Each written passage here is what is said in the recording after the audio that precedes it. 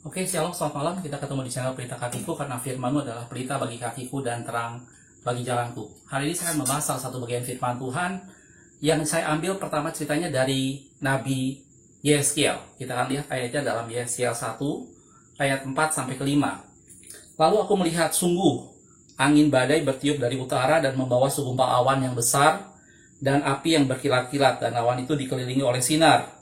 Di tengah-tengah api itu terlihat seperti suasa mengkilat. Dan di tengah-tengah itu juga ada yang menyerupai 4 makhluk hidup. Dan beginilah kelihatan mereka. Mereka menyerupai manusia. Itu ayat yang ke-4 dan 5. Gitu ya. Kita loncat ke ayat 26. Masih di Yeskiel 1. Di atas cakrawala itu, di atas cakrawala yang ada, di atas kepala mereka, ada menyerupai tahta yang kelihatannya seperti permata lasurit. Dan di atas yang menyerupai tahta itu ada kelihatan seperti rupa manusia.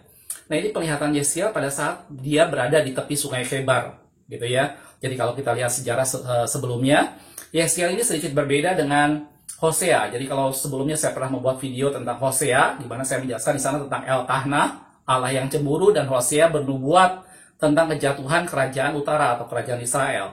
Nah, berbeda dengan Hosea, Yeskiel justru bernubuat tentang kejatuhan kerajaan selatan atau kerajaan Yehuda, gitu ya.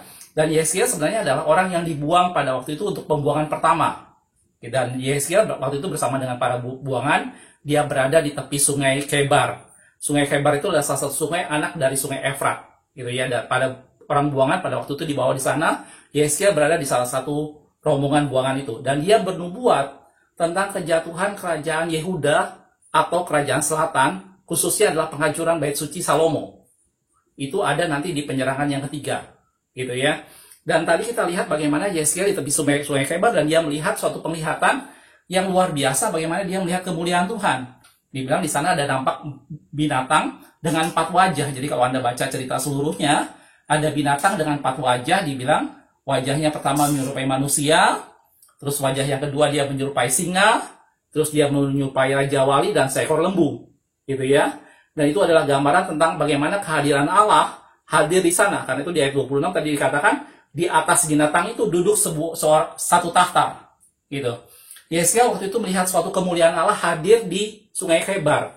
Sementara dia sebagai seorang keturunan imam, kalau kita lihat latar belakang Yeskiel, dia adalah dari keluarga imam, anak busi dikatakan seperti itu ya. Nah, sebagai keturunan imam, dia terbiasa atau dia mengerti sejak dari keluarganya bahwa kehadiran Allah atau kemuliaan Allah itu harus berada dalam bait suci, gitu. Dan Yeskiel mendapat suatu penglihatan bagaimana ternyata kemuliaan Allah ada di tepi sungai Kebar, dan dia melihat itu sendiri, gitu. Nah, Yeskiel ini sendiri adalah dia bernubuat sekitar tahun 593 sampai dengan 571 sebelum Masehi. Yang tadi saya sudah bilang, dia bernubuat mengenai kejatuhan kerajaan Yehuda atau kerajaan selatan, khususnya penghancuran bait suci Salomo. Dan di sini ada satu kenyataan yang Yeskiel waktu lihat bagaimana kemuliaan Allah tidak lagi berada di bait suci. Nah, karena itu topik firman Tuhan yang saya ambil sekarang adalah tentang kehadiran Allah.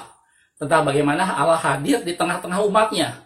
Kehadiran Allah ini seringkali disebutkan orang dengan kata yaitu Shekinah, gitu ya. Mungkin kita lebih familiar dengan kata-kata kalau itu digabungkan menjadi Shekinah Glory.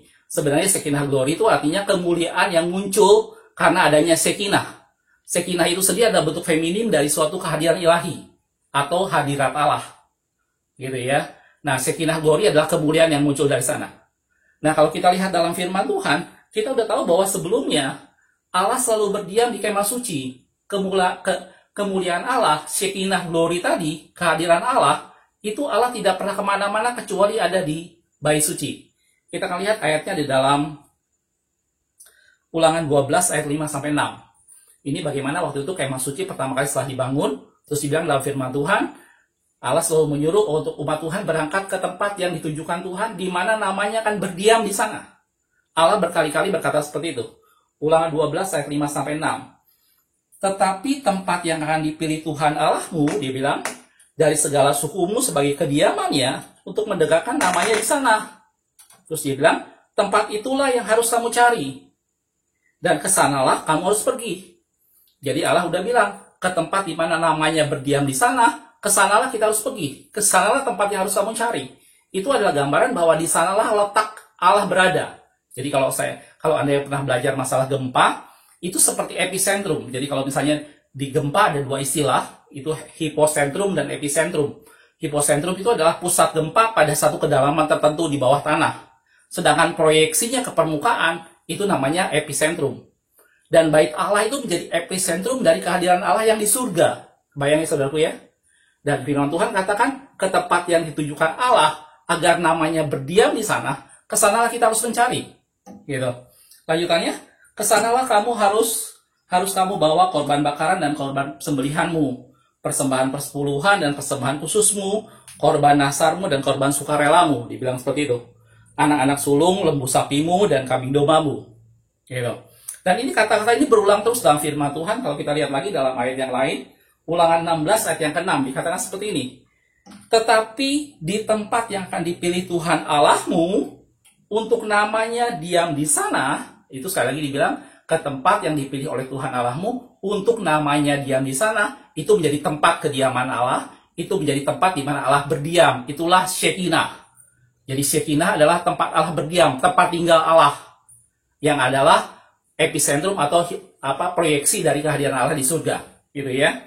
Di tempat yang dipilih untuk namanya diam di sana, engkau harus membawa korban Paskah itu pada waktu senja ketika matahari terbenam, bertepatan saat engkau keluar dari Mesir. Itu ada di ulangan tadi. Kalau kita lihat yang lain lagi, ulangan 26 ayat yang kedua juga dikatakan seperti itu. Maka haruslah engkau membawa hasil pertama dari bumi yang telah kau kuburkan dari tanahmu, dan diberikan kepadamu oleh Tuhan Allahmu, dan haruslah engkau menaruhnya dalam bakul. Dia bilang, kemudian pergi ke tempat yang akan dipilih oleh Tuhan Allahmu untuk membuat namanya diam di sana. Jadi berkali-kali Allah menjelaskan bahwa namanya akan berdiam di satu tempat. Dan kita harus pergi ke tempat itu. Itulah bait suci pada zaman Musa, gitu ya. Dan kemudian itu menjadi disempurnakan menjadi bait suci. Sebelumnya adalah bentuk kemah, gitu ya. Dan Yehezkiel melihat satu kenyataan bahwa harusnya kemuliaan Allah atau kehadiran Allah itu berdiam di bait suci. Kenapa tiba-tiba kemuliaan Allah nampak di tepi sungai Kebar? Gitu ya. Ini yang menjadi pertanyaan sekarang kemudian dalam pemikiran Yehezkiel.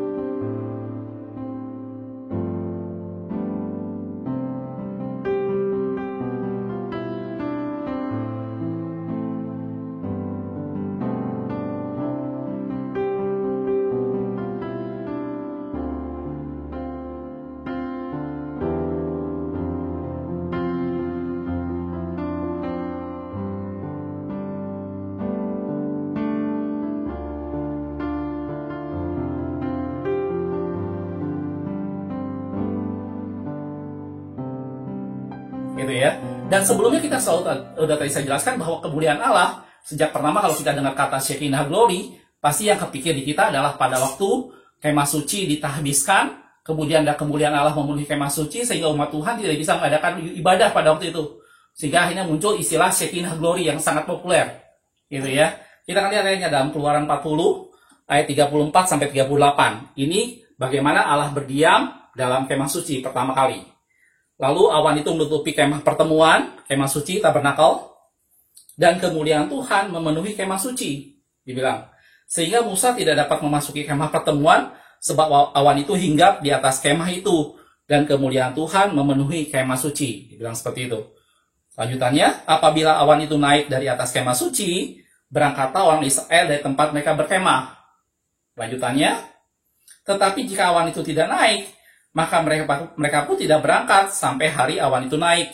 Sebab awan Tuhan itu ada di atas kemah suci pada siang hari, tetapi pada malam hari ada api di dalamnya. Terus dibilang, di depan mata seluruh umat Israel, di setiap tempat mereka berkemah. Itu adalah Shekinah atau kehadiran Allah yang muncul pada tabernakel atau kemah suci. Jadi sejak pertama, Allah sudah menyatakan dirinya, menampilkan dirinya untuk berdiam di tengah-tengah umat Tuhan. dia udah menunjuk satu tempat di mana namanya akan berdiam di sana. Itu adalah Shekinah. Itu adalah tempat kediaman Allah. Itu tempat Allah hadir di tengah-tengah umatnya. Dan tadi saya sudah bilang, itu merupakan satu proyeksi dari kehadiran Allah di surga. Dia memilih satu tempat, satu titik yang menjadi epicentrumnya. Dan di tempat yang ditentukan Allah untuk namanya berdiam di sana. Dan yang pertama dipilih Allah adalah kemah suci. Gitu ya. Dan di sanalah biasanya kita kenal istilah Shekinah Glory. Kemuliaan yang muncul dari kehadiran Allah. Shekinah itu adalah kehadiran Allah. Glory adalah kemuliaan yang muncul karena adanya Shekinah. Gitu ya. Dan di sini kita akan bicarakan bahwa ternyata kehadiran Allah pada waktu itu, Allah tidak lagi berdiam pada kemah atau bangunan buatan manusia. Dan itu yang mengejutkan Yeskiel. Karena Yeskiel selalu berpikir sebagai seorang imam, dia selalu berpikir bahwa kehadiran Allah, Shekinah itu harusnya ada hanya di dalam bait suci. Seperti yang dialami pada masa lalu, yaitu di kemah suci. Setelah itu kemudian pada bait suci yang pertama ini adalah dibangun oleh Salomo ya. Jadi setelah Raja Daud berinisiatif ingin membuat bait Allah, kemudian firman Tuhan datang pada Daud bahwa dia tidak boleh membuat bait Allah karena tangannya berdarah, tangannya penuh darah. Sehingga kata firman Tuhan, anakmu lah nanti akan mendirikan bait suci, yaitu Salomo. Gitu. Dan kemudian Salomo mendirikan bait suci. Itu adalah bait suci yang pertama. Itu adalah penyempurnaan atau mengubah bentuk kemah suci yang asalnya berupa tenda, sekarang menjadi bangunan fisik atau bangunan maksudnya bangunan yang permanen gitu ya. Itu adalah bait suci yang pertama, yaitu yang dibangun oleh Salomo. Kalau kita lihat dalam 1 Raja-Raja 5 ayat yang kelima, dibilang seperti ini. Dan ketahuilah, aku berpikir-pikir hendak mendirikan sebuah rumah bagi nama Tuhan Allahku. Itu kata Salomo. Seperti yang dijanjikan Tuhan kepada Daud ayahku. Demikian, anakmu yang hendak kududukan di atas tahtamu menggantikan engkau, dialah yang akan mendirikan rumah itu bagiku. Gitu ya, dia akan mendirikan rumah itu bagi namaku. Itulah bait suci yang pertama yang didirikan oleh Salomo. Dan kita tahu kemudian, kalau kita lihat dalam 1 Raja-Raja lain, 6 ayat 12, mengenai rumah yang hendak kau dirikan, ini jika engkau hidup menurut segala ketetapan dan melakukan segala peraturanku, serta tetap mengikuti segala perintahku dan tidak menyimpang daripadanya, maka aku akan menepati janjiku kepadamu yang telah kufirmankan kepada Daud ayahmu, yaitu bahwa aku akan berdiam di tengah-tengah orang Israel dan tidak hendak meninggalkan umatku Israel. Jadi setelah itu, maka kehadiran Allah, Shekinah tadi berpindah ke bait suci. Di sanalah bait suci Salomo penuh dengan kemuliaan Allah. Kehadiran Allah ada di sana. Itulah tempat yang dipilih Tuhan untuk namanya berdiam di sana. Gitu. Kalau kita lihat dalam 1 Raja-Raja 8 ayat 10-13, ini pada waktu imam-imam waktu itu mentahbiskan bait suci Salomo ya. Dikatakan ketika imam-imam keluar dari tempat kudus, datanglah awan memenuhi rumah Tuhan. Sehingga imam-imam tidak tahan berdiri untuk menyelenggarakan kebaktian oleh sebab awan itu. Sebab kemuliaan Tuhan memenuhi rumah Tuhan. Pada waktu itu berkatalah Salomo, Tuhan telah menetapkan matahari di langit, tetapi dia memutuskan untuk diam dalam kekelaman. Dia memutuskan untuk diam dalam ciptaan manusia, dia memutuskan untuk diam dalam bangunan buatan tangan manusia. Gitu. Dan pada waktu itu, Allah mulai hadir dalam bait sucinya. Gitu. Itulah Shekinah, itulah yang kita bicarakan. Gitu. Dan Yeskiel melihat bahwa harusnya itu yang terjadi. Harusnya sebagai seorang imam, dia harusnya mengerti bahwa selama ini yang dia pikirkan bahwa bait Allah, itulah tempat kediaman Allah. Yang di sanalah Tuhan berdiam. Gitu. Dan kemudian kita tahu ceritanya bagaimana pada waktu itu. Kalau kita lanjutkan ayat yang tadi, sekarang aku telah mendirikan rumah kediaman bagimu, tempat engkau menetap selama-lamanya. Nah, bait suci Salomo inilah yang kemudian dilihat oleh Yeskiel pada saat dia di pembuangan di tepi sungai Kebar. Di mana bait suci Salomo ini yang kemudian akan dihancurkan oleh penyerangan Babel. Dan kemudian semua perkakas bait suci dibawa ke Babilonia. Dan kerajaan selatan akan jatuh di sana. Tapi kemudian ceritanya tidak hanya berlanjut sampai di sana. Karena kemudian setelah berapa lama mereka ada di pembuangan, kemudian Allah mulai berinisiatif untuk mengembalikan umat Tuhan ke tanah perjanjian untuk dibangun bait suci yang kedua. Waktu itu dengan beberapa tokoh yang kita mungkin tidak cukup kenal seperti Nehemia, Esra, gitu ya. Di sana juga ada Zerubabel. Nah, itu tokoh-tokoh yang akhirnya kembali setelah dari pembuangan beberapa lama, mereka kembali untuk mendirikan bait suci yang kedua. Gitu. Dan seorang nabi yang bernubuat tentang kembalinya itu adalah Nabi Hagai. Jadi di sini kita akan perhatikan sedikit mengenai kehidupan Nabi Hagai. Nabi Hagai adalah nabi yang bernubuat tentang pembangunan bait suci yang kedua setelah itu dihancurkan oleh Babilonia. Jadi setelah dihancurkan Babilonia, umat Tuhan akan kembali lagi ke tanah suci dan mereka akan membangun ulang bait suci. Itulah bait suci yang kedua dengan tokohnya Esra, Nehemia, dan Zerubabel. Dan Hagai bernubuat tentang hal itu. Kita akan lihat dalam firman Tuhan. Dalam Hagai 1 ayat 1 sampai 9. Wah, ini ayatnya panjang ya. Mungkin saya akan ambil beberapa ayat aja. Coba kita lihat. Pada tahun yang kedua zaman Raja Darius, pada bulan yang ke-6, pada hari pertama bulan itu, datanglah firman Tuhan dengan perantaraan Nabi Hagai kepada Zerubabel. Tadi saya sudah bilang, waktu umat Tuhan kembali, ada 3 tokoh yang terlibat di sana, Esra, Nehemia, dan Zerubabel. Dan datang firman Tuhan pada Nabi Hagai untuk Zerubabel bin Sealtiel, Bupati Yehuda, dan kepada Yosua bin Sosadak, imam besar. Bunyinya, beginilah firman Tuhan semesta alam. Bangsa ini berkata, sekarang belum waktunya untuk membangun kembali rumah Tuhan. Tetapi datanglah firman Tuhan dengan perantaraan Nabi Hagai, bunyinya, apakah sudah tiba waktunya bagi kamu untuk mendiami rumah-rumahmu yang dipapani dengan baik, sedangkan rumah ini tetap menjadi reruntuhan, maksudnya bait Allah. Oleh sebab itu, beginilah firman Tuhan semesta alam, perhatikanlah keadaanmu. Kamu menabur banyak tetapi membawa hasil sedikit. Kamu makan tetapi tidak sampai kenyang. Kamu minum tetapi tidak sampai puas. Kamu berpakaian tetapi badanmu tidak sampai panas. Dan orang yang bekerja untuk upah, dia bekerja untuk upah yang ditaruh dalam pundi-pundi yang berlobang. Beginilah firman Tuhan semesta alam. Perhatikanlah keadaanmu. Lanjutannya, naiklah ke gunung, dibilang. Bawalah kayu dan bangunlah rumah itu. Maka aku akan berkenan kepadanya dan aku akan menyatakan kemuliaanku di situ. Itu adalah bait Allah yang kedua. Firman Tuhan, kamu mengharapkan banyak tetapi hasilnya sedikit. Ketika kamu membawanya ke rumah, aku menghembuskannya. Oleh karena apa? Demikianlah firman Tuhan semesta alam. Oleh karena rumahku tetap menjadi reruntuhan, sedangkan kamu masing-masing sibuk dengan urusan rumahnya sendiri. Itulah firman Tuhan yang datang kepada Hagai untuk Zerubabel, supaya Zerubabel kembali membangun bait Allah yang kedua. Dan kemudian kita tahu ceritanya bagaimana bait Allah yang kedua dibangun. Walaupun tidak semegah seperti bait Allah yang pertama yang dibangun oleh Salomo. Karena itu kemudian bait Allah yang kedua disempurnakan oleh Herodes Agung. Dan itu menjadi satu bait Allah yang sangat megah. Gitu ya. Karena itu kalau kita lihat dalam firman Tuhan di Hagai 2, ayat 7 dan 9 dibilang, aku akan menggoncangkan segala bangsa. Sehingga barang-barang yang indah punya segala bangsa datang mengalir, dibilang. Dan aku akan memenuhi rumah ini dengan kemegahan, firman Tuhan semesta alam. Kepunyaanku lah emas dan kepunyaanku perak. Demikianlah firman Tuhan semesta alam. Adapun rumah yang ini, bait Allah yang kedua, kemegahannya akan melebihi dari kemegahan yang semula. Jadi kemegahan bait Allah yang kedua yang dibangun oleh yang dibangun oleh Zerubabel dan kemudian disempurnakan oleh Herodes, kemegahannya akan melebihi daripada bait Allah yang pertama yang dibangun oleh Salomo. Gitu. Firman Tuhan semesta alam. Dan di tempat ini aku akan memberi damai sejahtera. Demikianlah firman Tuhan semesta alam. Jadi itulah bait Allah yang kedua. Dan dari sini kita bisa melihat bahwa kehadiran Allah atau Shekinah itu dari pertama udah ada dalam kemah suci tabernakel yang dibangun oleh Musa.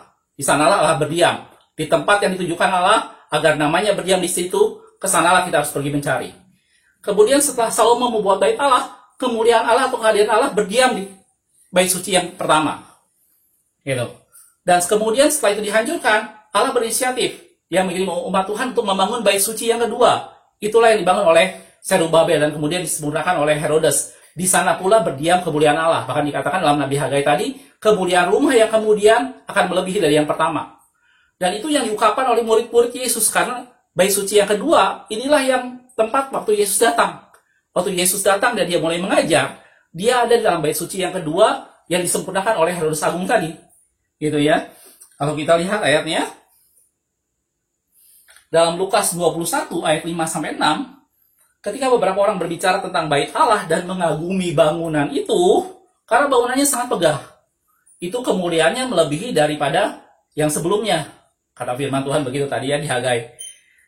Mengagumi bangunan itu yang dihiasi dengan batu-batu yang indah-indah dan dengan berbagai barang persembahan, berkatalah Yesus, apa yang kamu lihat di situ, akan datang harinya di mana tidak ada satu batu pun yang dibiarkan terletak di atas batu yang lainnya. Semuanya akan diruntuhkan. Jadi, sesuatu hal yang terjadi pada bait Allah adalah bait yang Allah yang pertama itu dihancurkan karena umat Tuhan dibuang ke Babilonia. Bait Allah yang kedua, di mana tempat Yesus tadi berkata, itu kemudian tahun 70 Masehi, kita tahu bagaimana dia diserang oleh Jenderal Titus, dan kemudian bait Allah dihancurkan juga. Dan sampai sekarang umat Tuhan tidak pernah punya bait Allah. Jadi bait Allah hanya dua. Bait Allah yang dibangun oleh Salomo, dan bait Allah yang dibangun oleh Zerubabel yang kemudian disempurnakan oleh Herodes Agung.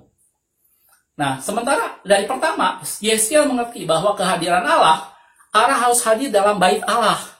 Allah harus hadir dalam kemah suci. Nah, sekarang kalau kemah suci itu dihancurkan, di manakah kehadiran Allah? Nah, itu yang membuat Yeskiel akhirnya terkejut pada saat melihat bahwa ternyata kemuliaan Allah ada di tepi sungai Kebar.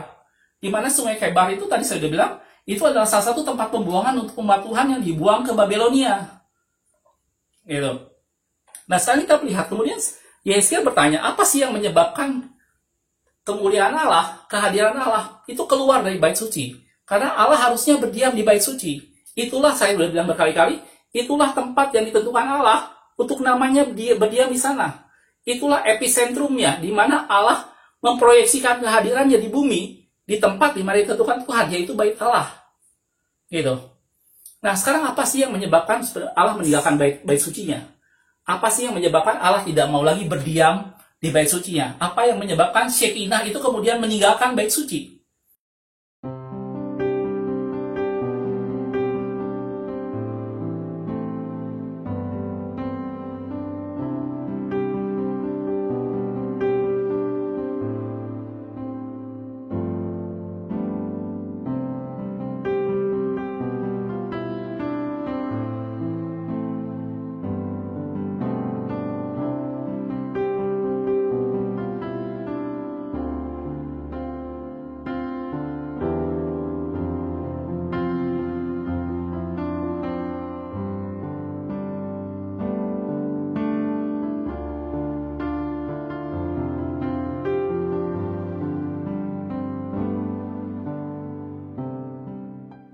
Gitu. Kalau kita lihat dalam Yeskiel 8 ayat ke-5 sampai 10 dikatakan seperti ini.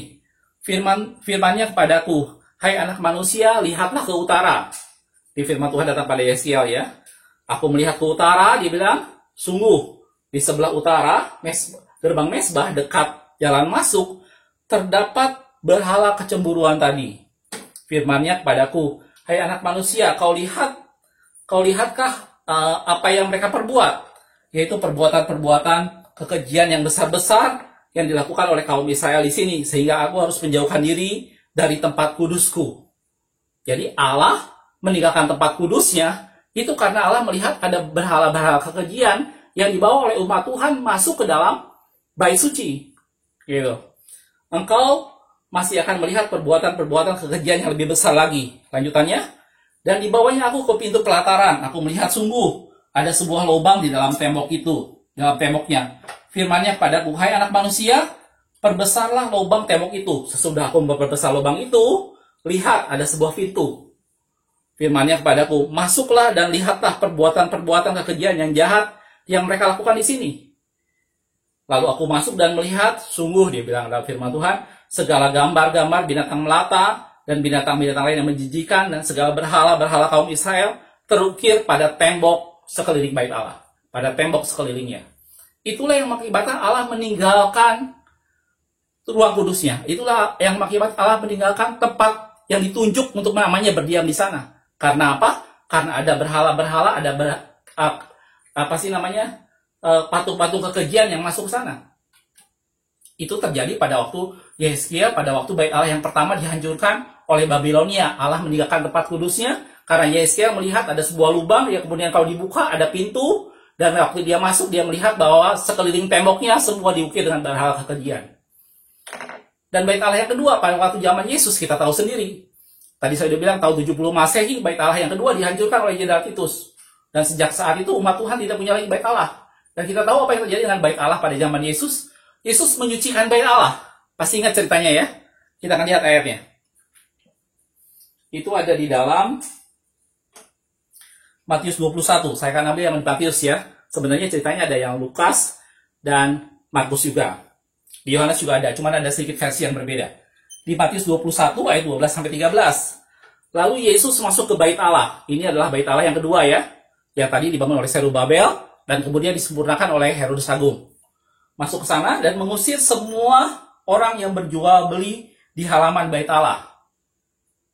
Ia membalikan meja-meja penukar uang dan bagu-bagu pedagang merpati, dibilang seperti itu.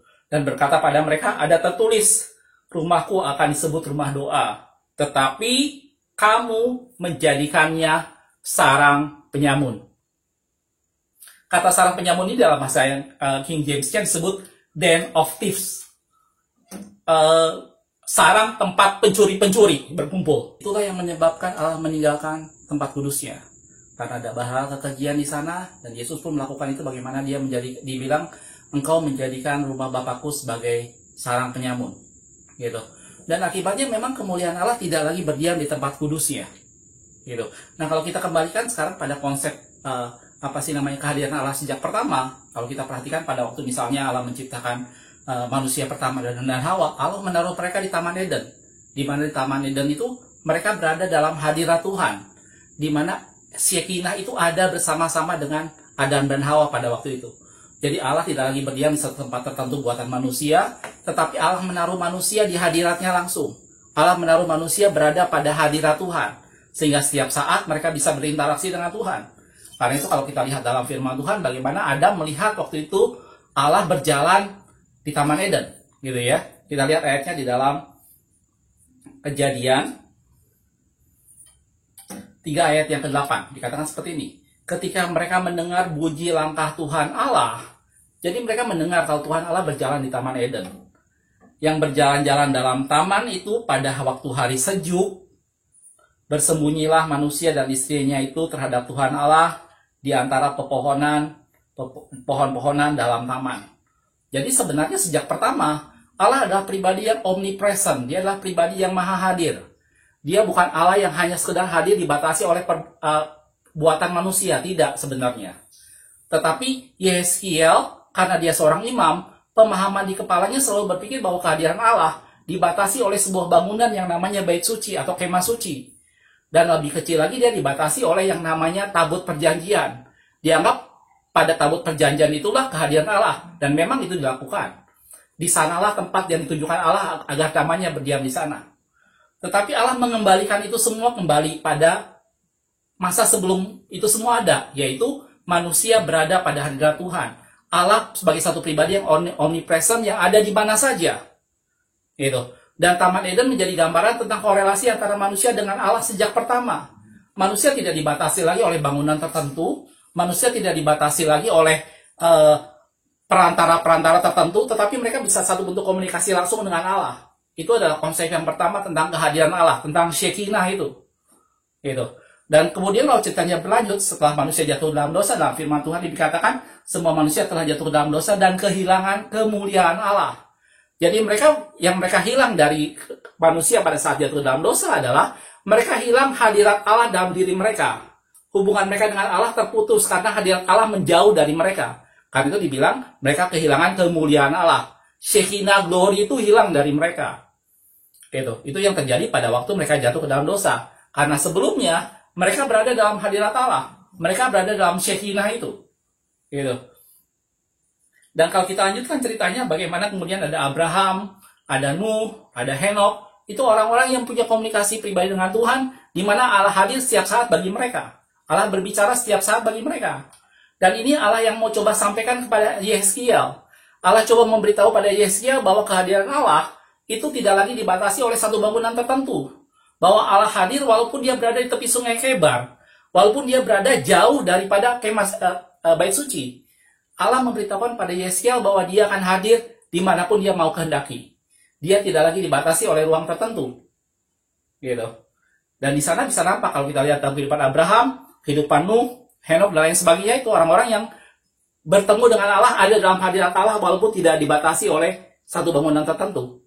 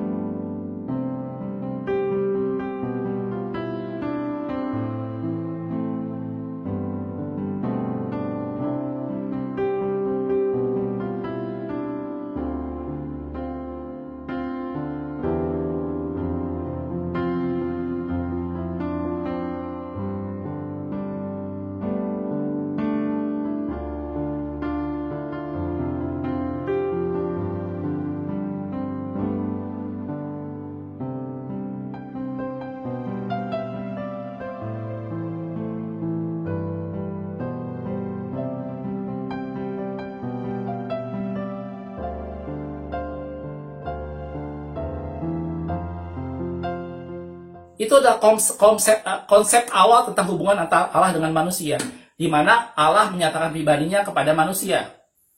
Dan dengan demikian, ada interaksi langsung antara manusia dengan Allah. Karena itu setelah Yesus datang kembali ke dunia, waktu Yesus datang pertama kali ke dunia, maka namanya akan disebut Immanuel. Dia kembali menjadi manifestasi dari kehadiran Allah di tengah-tengah umat Tuhan. Supaya umat Tuhan tidak lagi berpikir bahwa Allah hanya ada dalam bait suci. Allah hanya ada dalam bangunan tertentu buatan tangan manusia. Tidak seperti itu. Karena itu Yesus dibilang Immanuel. Dia adalah manifestasi dari kehadiran Allah. Dalam Yesus, Shekinah itu kan muncul di tengah-tengah umat Tuhan. Gitu. Kalau kita lihat ayatnya dalam firman Tuhan, dikatakan seperti ini. Dalam Markus 14 ayat 58 dikatakan seperti ini. Kami sudah mendengar orang-orang ini berkata, aku akan merubuhkan bait suci buatan tangan manusia ini. Dan dalam 3 hari akan kudirikan yang lain. Yesus bilang seperti itu. Yang bukan buatan tangan manusia. Jadi Yesus sudah bilang, aku akan hancurkan bait suci buatan tangan manusia. Tapi dalam 3 hari aku akan dirikan bait suci yang lain. Yang bukan buatan tangan manusia. Yaitu adalah kebangkitannya.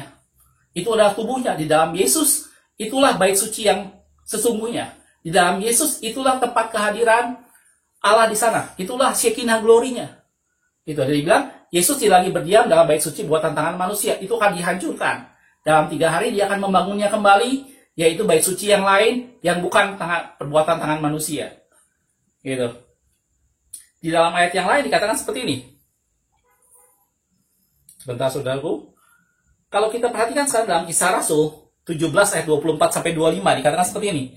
Allah telah menjadikan bumi dan segala isinya. Ia yang adalah Tuhan di atas langit dan bumi tidak diam dalam kuil-kuil buatan manusia. Kata kuil-kuil di sini seringkali kita konotasikan sebagai sesuatu hal bentuk penyembahan berhala atau apa. Tetapi sebenarnya dalam King James itu dikatakan temple, artinya bait. Gitu ya. Tidak diam dalam kuil-kuil buatan tangan manusia. Dan juga tidak dilayani oleh tangan manusia. Seolah-olah ia kekurangan apa-apa. Karena dialah yang memberikan nafas hidup dan nafas dan segala sesuatu kepada semua orang. Jadi memang prinsipnya Allah tidak berdiam pada buatan tangan manusia. Bait suci itu hanya menjadi episentrumnya. Tetapi kehadiran Allah yang sesungguhnya adalah Allah yang omnipresent. Allah yang hadir di mana saja dan Yesus menjadi penggenapannya. Pada diri Yesuslah manifestasi kehadiran Allah di tengah-tengah umat Tuhan. Karena itu sekali lagi Bapak saya sudah bilang, Yesus itulah yang disebut dengan Immanuel. Gitu. Jadi umat Tuhan tidak lagi bergantung pada bait suci tertentu. Umat Tuhan tidak lagi harus menghampiri bait suci tertentu untuk berjumpa dengan Tuhan. Tidak. Di dalam Yesus itulah Allah, kehadiran Allah ada di sana. Gitu. Dalam Ibrani 9 ayat 1 dikatakan seperti ini. Memang perjanjian yang pertama juga mempunyai peraturan-peraturan untuk ibadah dan untuk tempat kudus buatan tangan manusia. Itu bait suci yang pertama. Peraturan ibadah untuk tempat kudus buatan tangan manusia. Tetapi di Ibrani 9 ayat 24 di bawahnya, sebab Kristus bukan masuk ke dalam tempat kudus buatan tangan manusia, yang hanya merupakan gambaran saja dari yang sebenarnya, tetapi di dalam sorga sendiri untuk menghadap hadirat Allah guna kepentingan kita. Jadi jelas saudaraku, dari awal Yesaya tidak mengerti kenapa Allah hadir di tepi sungai Kebar. Yesaya berpikir bahwa kehadiran Allah harus berdiam di kemah suci, harus berdiam di bait suci, entah yang pertama maupun yang kedua. Itu. Dan kita tahu bahwa ternyata Allah tidak lagi berdiam di sana. Walaupun memang pertama Allah menjadikan sebagai tempat di mana namanya berdiam di sana. Tetapi karena kejahatan manusia, karena ada kekejian yang masuk dalam bait suci, dan Yesus pun menyucikan bait suci itu karena menjadi sarang penyamun, maka Allah meninggalkan bait suci tempat kediamannya. Allah meninggalkan bait suci dan tempat kudusnya. Karena apa? Pada prinsipnya, Allah memang tidak berdiam pada buatan tangan manusia. Sejak pada Adam dan Hawa, sejak Musa dan Nuh, Allah tidak pernah berdiam dalam buatan tangan manusia. Dan Yesus sendiri berkata bahwa yang buatan tangan manusia dia akan hancurkan. Dalam 3 hari dia akan bangun yang lain yang bukan buatan tangan manusia. Dan itu adalah gambaran daripada yang di surga. Karena itu Yesus disebut dengan Immanuel. Pada dirinya berada seluruh keberadaan Allah. Di dalam Yesus kita bertemu dengan Shekinah Glory. itulah keberadaan Allah yang sesungguhnya. Gitu.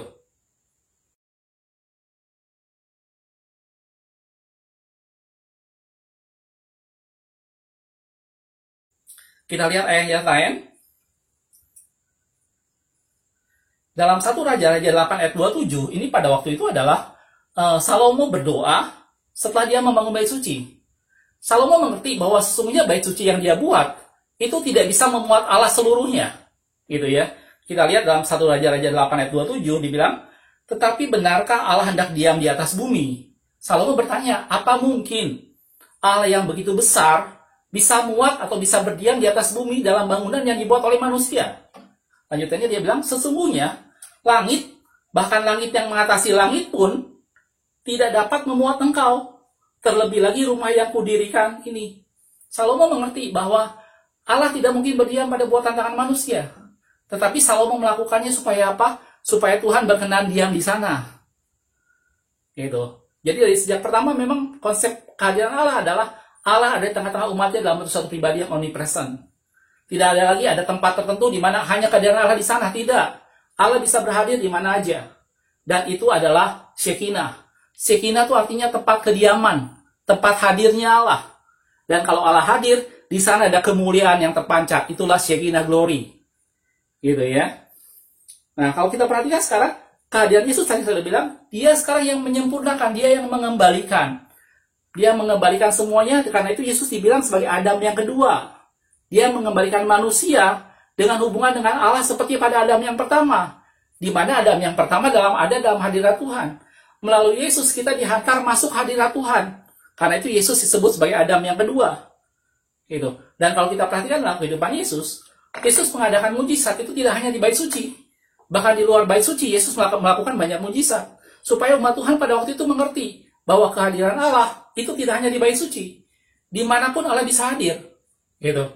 Dan kalau kita perhatikan sekarang dalam Kisah Para Rasul, pada waktu pencurahan Roh Kudus yang pertama, bagaimana umat Tuhan waktu itu dipenuhi dengan Roh Kudus, sebagaimana Yesus berkata, nantikan aku dan kamu akan dipenuhi dengan kuasa yang maha tinggi. Dan kemudian umat Tuhan penuh dengan Roh Kudus ya, dalam Kisah Rasul.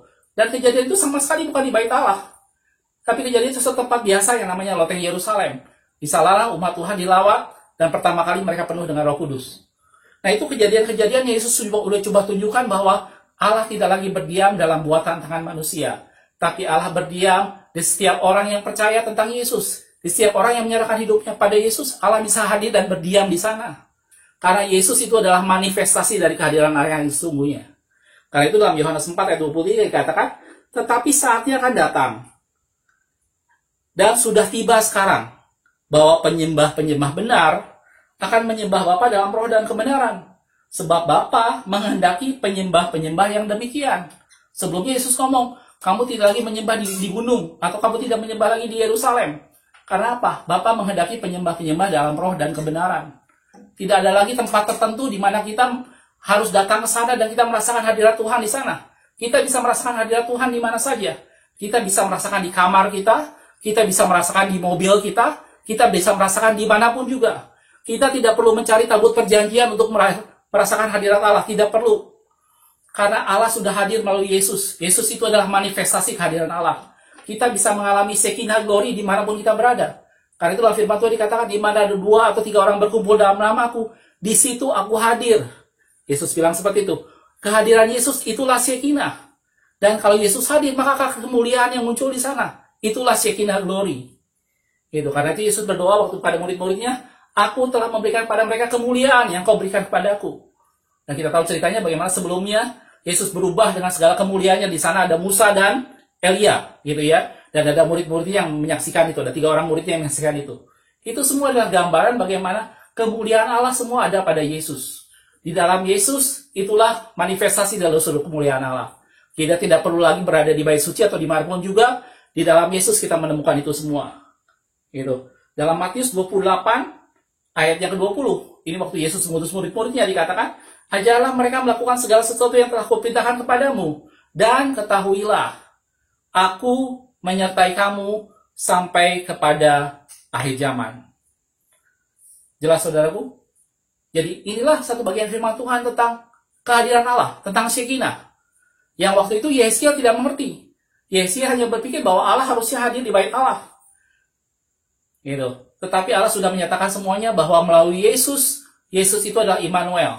Dia mewakili representasi kehadiran Allah. Gitu ya. Dalam Kolose 1 ayat 27, Paulus katakan seperti ini.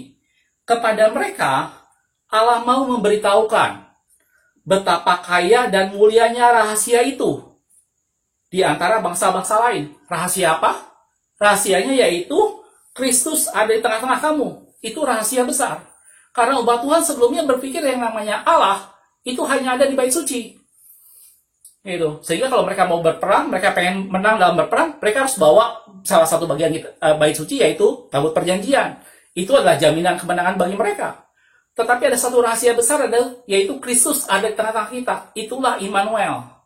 Dan itu adalah representasi kehadiran Allah. Itu adalah manifestasi seluruh keberadaan Allah. Itulah Shekinah. Gitu. Jelas ya? Dan terakhir dalam kitab Wahyu kita tahu bagaimana Yohanes di Pulau Patmos itu melihat kemuliaan Allah persis seperti yang dilihat oleh Yeskiel. Gitu. Kita lihat dalam Wahyu 4 ayat yang ke-7 dikatakan, adapun makhluk yang pertama-tama seperti singa. Makhluk yang kedua sama seperti lembu, makhluk yang ketiga mukanya seperti muka manusia, dan makhluk yang keempat sama seperti burung nasar yang sedang terbang. Itu persis seperti 4 makhluk yang dilihat oleh Yeskiel di tepi sungai Kebar. Itu adalah gambaran dari kehadiran Allah.